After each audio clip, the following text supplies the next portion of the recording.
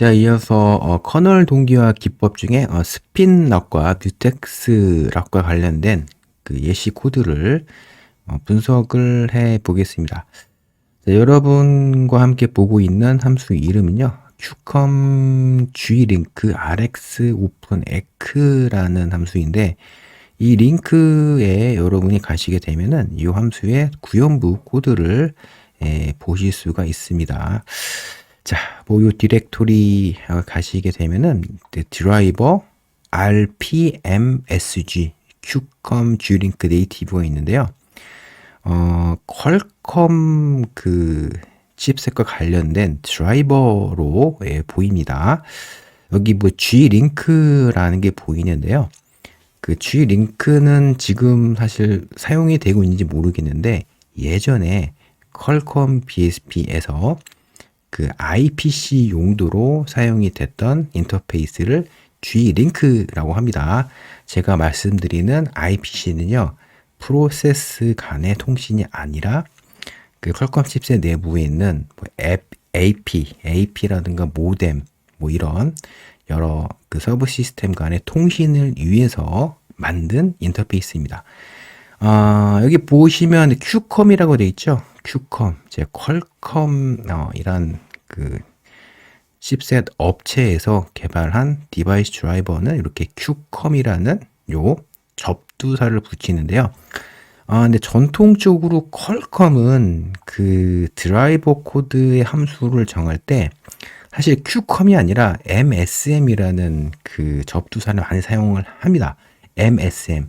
그러니까 전통적으로 퀄컴 칩셋의 이름은요, MSM이라는 용어를 쓰거든요. 그러니까 뭐 MSM, 뭐 8974, 뭐 10년 전에 칩셋이네요. 그리고 MSM, 뭐 8916, 예, 제가 개발했던 그런 이제 프로젝트의 칩셋인데, 최근에는 이제 퀄컴에서 릴리즈한 칩셋의 이름은요, 뭐 SA, 뭐 8250, 그러니까 SA, SM 이렇게 바뀌었죠. MSM은 요즘엔 사용을 하고 있지 않습니다. 자, 원래 주제로 되돌아가서 요 함수 내부에 있는 그 스핀락을 사용하는 예시 코드를 분석할 텐데요. 여기 보시면 스핀락이라는 API가 있고, 이 아래 스핀언락이라는 API가 있습니다. 그러니까 여러분이 어떤 리눅스 커널의 소스 코드이던 혹은 어떤 디바이스 드라이버의 코드이던 간에 이와 같이 스핀락을 사용해서 크리티컬 섹션의 코드를 보호하는 이런 루틴을 굉장히 많이 보시게 될 겁니다. 아마 90% 이상 어떤 코드이던 이와 같은 스핀락을 사용하는 스핀언락이라는 요 API가 보일 거예요. 근데 API가 보이게 되면은 스핀락과 스핀언락 안에 있는 요 코드는 크리티컬 섹션에 해당이 되는 코드다라고 보시면 되고요. 그러니까 이제 스핀락 함수를 호출하게 되면은 특정 CPU 코어에서 실행하고 있는 프로세스가 스핀락을 획득하고요. 이 코드를 실행을 하는데, 근데 이 코드를 실행을 하고 있는데 또 다른 CPU에서 실행하고 있는 프로세스가 이제 이 코드를 실행하게 되면은 이제 스핀락 함수에서 계속 기다리게 되죠. 스핀락을 획득하기 위해서 기다리게 되고요. 자, 그리고 스핀락을 먼저 획득한 프로세스가 요 루틴, 크리티컬 섹션의 코드 실행을 마무리하게 되면은 스핀락을 해제하는데, 근데 그 같은 크리티컬 섹션에 있는 코드를 접근하기 위해서 기다리고 있던 프로세스는 다시 바로 스핀락을 획득하고 크리티컬 섹션의 코드를 실행을 하게 됩니다. 그러니까 스핀락 같은 경우는요, 그 전통적으로 리눅스 커널에서 티켓 베이스 스핀락이 있었는데 최근에는 큐드 스핀락이 많이 활용이 됩니다. 그러니까 예전부터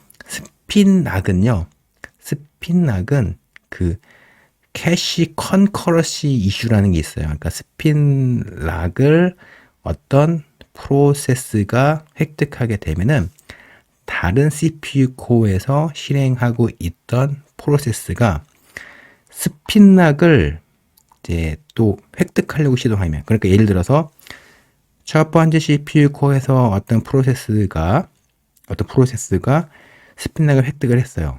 근데 두 번째 CPU 코어에서 실행 중인 프로세스가 이제 같은 스핀락을 획득을 하는 경우는요, 두 번째 CPU 코어에서 실행하고 있는 프로세스가 스핀락을 획득을 못하죠. 왜 그러냐면 첫 번째 CPU에서 실행하고 있는 프로세스가 스핀락을 이미 획득을 했기 때문입니다.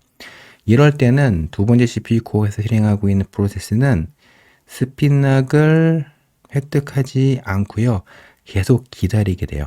근데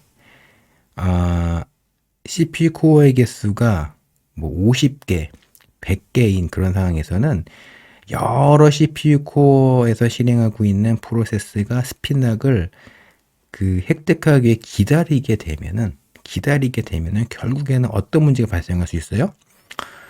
해당 CPU 코어 내부에 있는 캐시 있죠. 캐시 안에는 계속 스핀락을 기다리는 코드가 올라가서 실행이 될 거잖아요. 그래서 이와 같은 뭐 스핀락 때문에 이와 같은 성능 이슈가 일어날 수 있다라는 그런 여러 가지 이제 레포트가 있었는데, 이런 문제를 보완하고자 이제 꽤 된 것 같아요. 5년 전부터 큐드 스핀락이 많이 사용이 됩니다. 그래서 스핀락에 대한 세부 구현 방식에 대해서는 제가 나중에 이제 완벽하게 분석해서 설명드릴 예정이지만, 그러니까 스핀락을 여러분이 사용하실 때는요, 스핀락을 획득한 다음에 실행하는 코드는 최대한 빨리 실행이 되도록 설계하는 게 좋습니다.